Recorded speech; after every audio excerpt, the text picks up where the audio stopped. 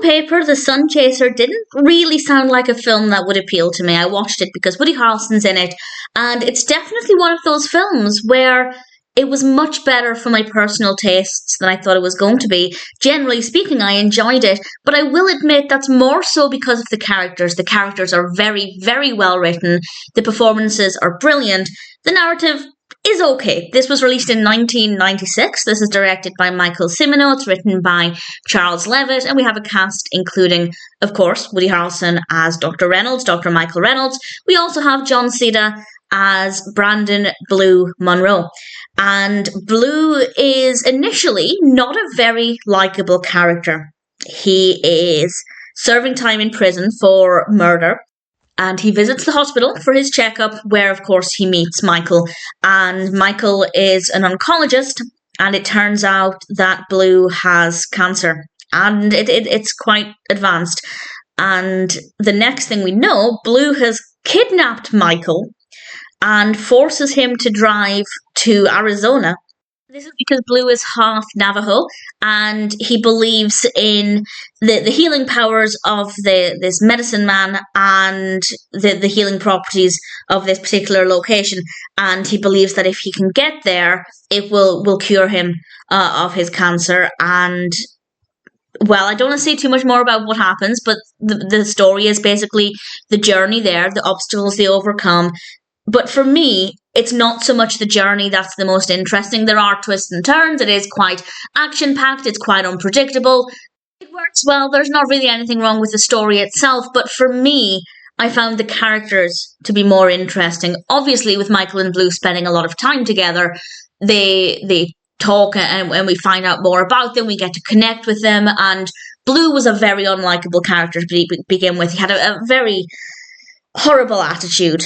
And it was difficult initially to feel sorry for him. Obviously, he is dying, and he is not a very good person. He clearly has a very violent past, and then the more we learn about him, actually, we realise maybe there are reasons for that. Maybe there are things in his life, not that it excuses his behaviour, but there are things in his life, things that let him down, that made him potentially turn out the way he did. And it goes to show that there are multiple sides to every person. And also here we see him being very vulnerable as well. He is dying. He is aware of this. He wants to find the cure. And he's not just given up or anything. And I think that that's quite significant, that he, even though he clearly has this negative outlook on the world, he still wants to hold on to that hope that there is a cure out there for him. There is help for him.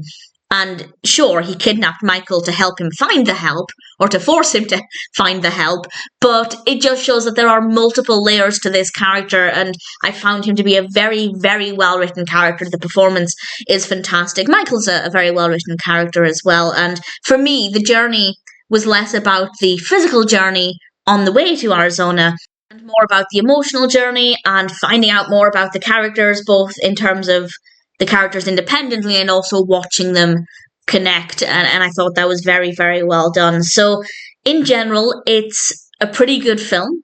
As I said, there's nothing really wrong with the narrative, but it didn't necessarily appeal to me every single step of the way. But for the most part, I still thought it was a very well executed story, very unpredictable, and with really amazing character writing and really, really solid performances. I felt a lot of different things, a lot of different emotions with this one. It's definitely a roller coaster and ultimately a pretty powerful film. So all things considered, I'd say The Sunchaser is definitely worth watching. As I said, on paper, I didn't really know if I'd like it. It didn't necessarily sound like my kind of film. But one of the great things about watching the filmography of certain actors, in this case Woody Harrelson, is that I get to watch films I otherwise would probably never pay any attention to. And sometimes I'll find some hidden gems, and I think it's safe to say that The Sunchaser falls into that category. Definitely very interesting, very thought-provoking, brilliant characters and performances, and ultimately, I'd say The Sunchaser is one that's worth watching.